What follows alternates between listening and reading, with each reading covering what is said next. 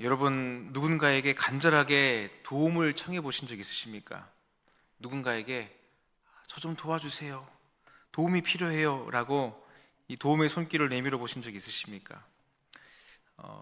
제 경우에는 최근 누군가에게 간절하게 그렇게 도움을 청해 본 기억이 없었던 걸로 그렇게 기억을 합니다. 우리는 내가 어떻게 해볼 수 있을 때 우리는 누군가를 찾지 않습니다. 그래도 나에게 이 문제를 해결할 수 있는 가능성이 어느 정도 나에게 있고 스스로 문제를 해결해 볼 만한 그런 상황이라면 우리는 쉽사리 누군가에게 두 손 들고 도움을 청하기란 쉽지 않습니다. 왜냐하면 약해 보이기 때문에 그렇죠. 약한 것을 인정하는 것이 사실은 우리에게 너무나 어려운 일 같습니다. 가령 어떤 우리의 외적인 문제들, 우리를 둘러싸고 있는 어떤 문제들에 대해서 누군가의 손을 빌어서 우리가 그렇게 어렵지만 도움을 청해서 문제를 해결할 수도 있고, 또 스스로 문제를 해결해 볼 만한 그런 일들에 대해서 내가 어찌저찌 해서 문제를 넘어갈 수는 있지만, 여러분 우리의 영혼의 문제에 있어서만큼은 여러분 우리는 철저하게 무능력하다는 것을 발견하게 됩니다. 우리는 좀처럼 우리의 영혼의 문제에 대해서 헤어나기가 참 쉽지 않는 것 같습니다. 그런데 그런 우리의 무능력함을 우리는 잘 인정하려 하지 않습니다. 왜 그렇습니까? 세상에서 이 무능력함이라 하면 철저하게 실패한 사람들의 것이기 때문에 그렇습니다. 사업에 실패하고 잘 나가던 프로젝트가 실패하고 또 내가 세운 계획들이 실패할 수 있습니다. 그럴 때 우리는 큰 좌절에 빠지기도 하고 큰 낙심을 경험하게 되기도 합니다. 그래서 우리는 조금 더 유능한 존재가 되기 위해서, 조금 더 쓸모 있는 존재가 되기 위해서, 다른 사람들보다 더 영향력 있는 자리에 오르기 위해서, 무시당하지 않기 위해, 홀대받지 않기 위해 그렇게 우리는 수고하고 애쓰고 전력을 다하기도 합니다. 그런데 우리는 영적인 문제에 있어서만큼은, 우리가 쉽사리 지나칠 수 있는 그런 영적인 문제에 있어서만큼 우리는 철저하게 무능력하다는 것을 우리는 시간이 지나서야지, 때가 지나서야지 우리는 깨닫게 됩니다. 여러분, 구원받는 데 있어서만큼 우리는 우리의 노력이 조금이라도 거기에 보탬이 되거나 도움이 되거나 하지 않습니다. 철저하게 우리는 예수 그리스도를 의지할 때에 우리는 구원을 받고 그분의 은혜에 참여하게 되는 것입니다. 우리는 그것을 시인할 수 있을 때에 비로소 우리의 영적인 문제가 해결되어진다는 것을 성경은 우리에게 말씀해 주고 있습니다. 우리의 무능력함, 우리의 연약함, 또 우리의 무지함을 우리가 인정할 수 있을 때에 비로소 하나님을 의지하게 되고 하나님께 도움을 구하게 되고, 그를 통해서 하나님의 자비와 은총의 그 세계 안으로 우리가 그때 비로소 들어갈 수 있게 되는 것입니다. 그래서 우리가 좌절이 되고 낙심이 되고 영적인 문제에 부딪힐 때마다 가장 먼저 해야 될 것은 오늘 이 시편 12편에 나오는 시인이 고백하는 것처럼 여호와여 도우소서라고 하나님께 도움을 청하는 것입니다. 오늘 이 12편의 제목을 이 세번역 성경에는 이렇게 소개합니다. 도움을 구하는 기도. 하나님께 도움을 구하는 기도입니다. 특별히 다윗이 그의 인생에 해결할 수 없는, 또 이해할 수 없는, 자신이 어찌해 볼 수 없는 그런 인생의 문제 앞에서 하나님의 도움을 구하고 하나님의 개입하심을 구하는 다윗의 기도가 바로 이 12편의 말씀입니다. 사람들은 이렇게 이야기합니다. 4절 말씀에 이렇게 말씀합니다. 그들이 말하기를 우리의 혀가 이기리라, 우리의 입술은 우리의 것이니 우리를 주관할 자 누구리요. 이 거짓과 아첨하는 말의 힘을 의지하고 그것을 휘두르는 사람들로 인해서 의인들이 당하는 고난이 있습니다. 거짓으로 인해서 억울한 일을 당합니다.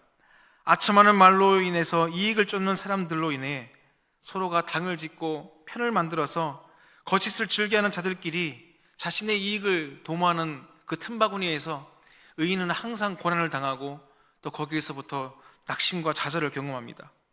그로 인해서 불이익을 당하고, 경건한 자들이 불이익을 당하고, 충실한 자들이 1절 말씀처럼 충실한 자들이 낙심에 빠지게 되는 것입니다. 이 일을 두고 보고 있던 다윗은, 또 이 일을 당한 당사자였던 이 다윗은 하나님을 향한 이 도움을 구하는 간구자가 되어 하나님이 나서 주셔서 이 일에 대해서 해결해 주시기를, 또 중재하여 주시기를, 하나님께서 해결사로 나서 주시기를 오늘 이 12편 말씀을 통해서 하나님께 간구하고 있습니다. 그런 간구 가운데에 이 다윗의 마음을 감동한 하나님의 응답, 하나님께 도움을 구한 이 다윗에게 하나님께서 어떻게 응답하십니까? 5절 말씀에 이렇게 고백합니다. 5절 말씀을 다 같이 함께 한번 읽어 보시겠습니다. 5절입니다.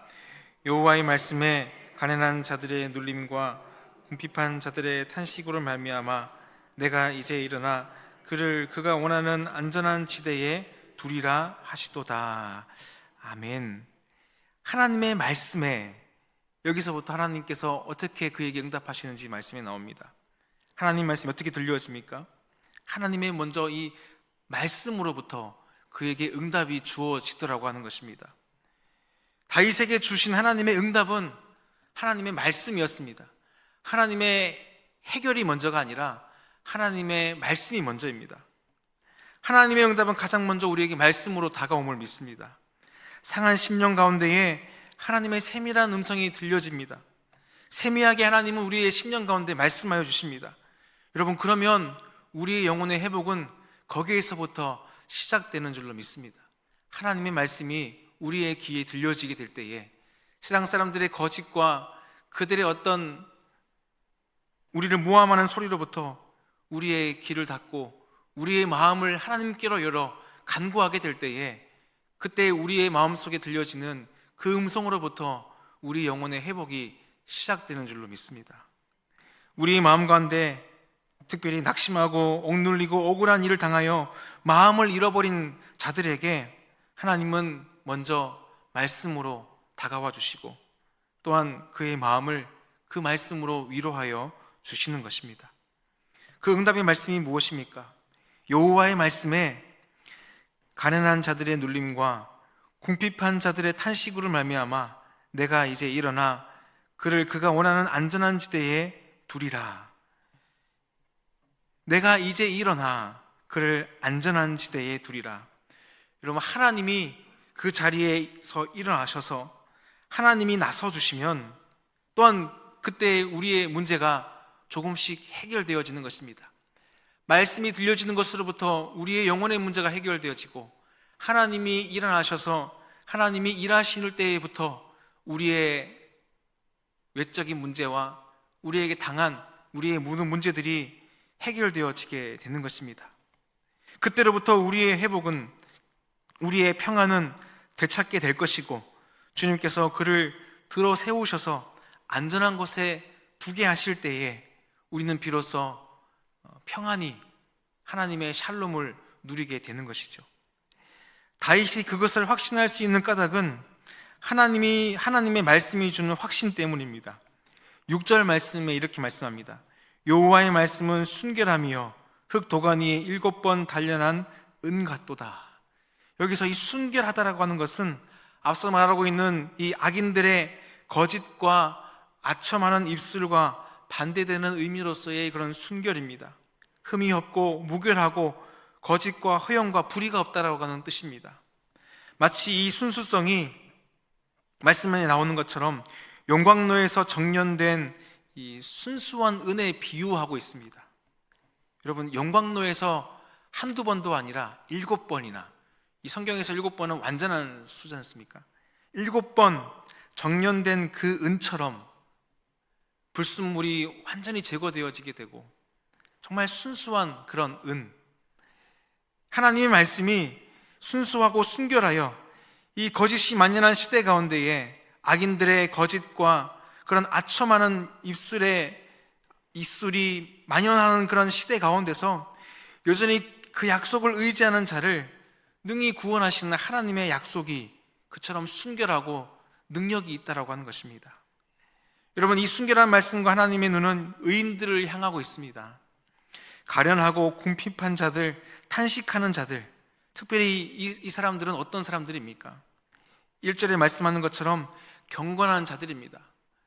이 세상 가운데서도 여전히 하나님이 능력이 있음을 믿고 하나님이 우리의 주인됨을 믿고 여전히 하나님을 의지하는 사람, 경건하여서 하나님 말씀이 우리의 능력인 줄 알고 그럼에도 하나님 말씀을 붙들고 살아가기 원하는 사람들, 그 경건한 사람들, 하나님을 향하여 충실한 사람들, 이들이 각기 세상에서 거짓과 아첨과 세상 자랑들의 말들로 인해 고난당하고 있는 그때에 하나님은 그들을 내버려 두지 않으시고 그들을 기억하시고 하나님께서 일어나셔서 그들을 안전한 곳에 인도하여 주시리라. 여러분, 오늘 이 하나님의 말씀이 우리에게도 위로가 되고 능력이 되는 말씀으로 오늘도 받으시기를 간절히 소망합니다.